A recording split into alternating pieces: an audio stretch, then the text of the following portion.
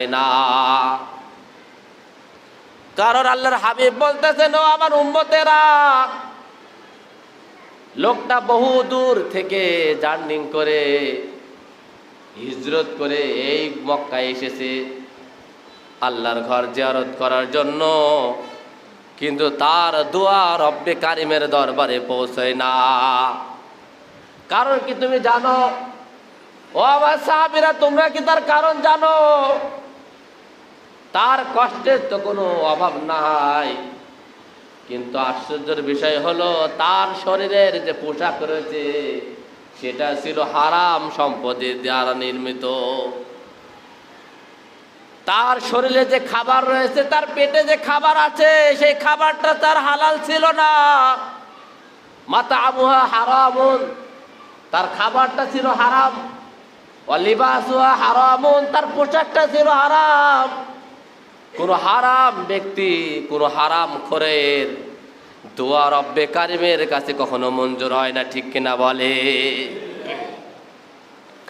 এজন্য বাংলাদেশে ইমানদারদের কাছে ইমান আছে বিধায় পৃথিবীর মধ্যে সব থেকে বড় বড় এনজিও গুলো, বড় বড় ইমান বিক্রেতাওয়ালা, ইমান কিনাওয়ালারা, তারা বাংলাদেশের উপরে শকুনের চোখ মেলায় ইমানদার বলে। কারণ এ দেশের মানুষের কাছে এমন একটা সম্পদ আছে, দামি সম্পদ, ইমান।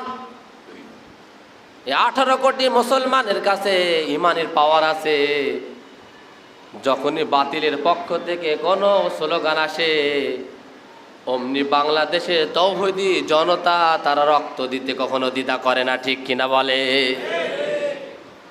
এদেশের মানুষের কাছে ইমান আছে, সম্পদ আছে, যেখানে চোর আছে সেখানে সম্পদ আছে, যেই ঘরে ডাকাতের হানা হয় সেই ঘরে। এদেশের মানুষকে অর্থ দিয়ে, লোভ দিয়ে, বিভিন্ন কিছু দিয়ে অনেকবার বেঈমানেরা কেনার চেষ্টা করেছে বিভিন্নভাবে। আর কিছু মুনাফিক মুসলমান আছে, কাদিয়ানি মুসলমান, হিজবুল্লাহর গোষ্ঠী, বহু মুসলমান আছে যারা নাকি টাকার বিনিময়ে তারা এ দেশের তথ্য সন্ত্রাসী করে। ইমানদারদের ইমান। বাংলাদেশের ওই একটা জেলার নাম মেহেরপুর জেলা, আমি নিজের চোখে যে দেখে আসেছি। বিভিন্ন গ্রামে ওই খ্রিস্টানেরা, ওই ইহুদি আর খ্রিস্টানেরা তাদের গির্জা মুসলমানদের গ্রামে গ্রামে তারা নির্মাণ করেছে। বহু জেলা বাংলাদেশে আছে, তারা বিভিন্ন জায়গায় স্কুল তৈরি করেছে। সেখানে মুসলমানদের সন্তানদেরকে তারা ফ্রিভাবে পড়ালেখা করায়, আর তাদের পরিবারে বকরি দেয়, গরু দেয়, বিভিন্ন অর্থনৈতিকভাবে তাদেরকে সহযোগিতা করে। গাইবান্ধা জেলাতে আছে, ওইদিকে রংপুর, খাগড়াছড়ি, বিভিন্ন জেলাতে তাদের এই প্রোগ্রামগুলো আছে। আজকের নতুন কথা বলতেছি, আজকের রিপোর্টের কথা বলতেছি আপনাদেরকে।